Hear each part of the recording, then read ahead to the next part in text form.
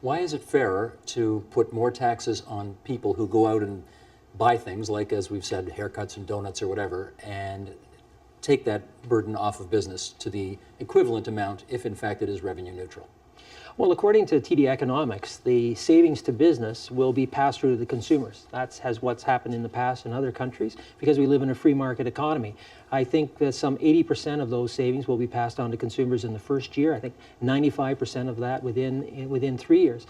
But it's all about ensuring that we have lower prices so that we can compete both on our export market, but also right here at home. You know, Ontario is the only jurisdiction that exports 80% of what we make, Steve. 80% of what we make goes outside of this province. So we're an export jurisdiction. And we're the only jurisdiction that still taxes the things that businesses buy to make the stuff that they sell around the world. And so by harmonizing our sales tax, going to a national value-added tax based on the GST, administered by the federal government, we get the benefits of only having one tax collector and the tax savings from that and the cost savings to consumers.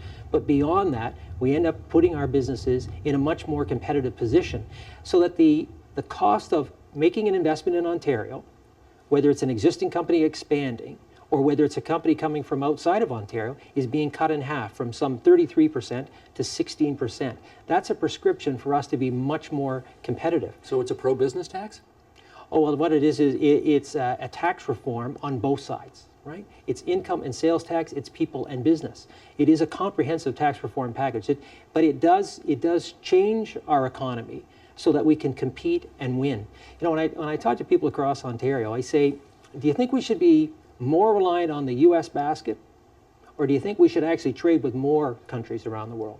People tell me, we need to trade more, right? To trade more, then we need to make sure that our businesses are competitive. And we're doing something that I don't think the Americans are going to be able to do. So it's going to give us a structural competitive advantage compared to the people that we're trading with right now.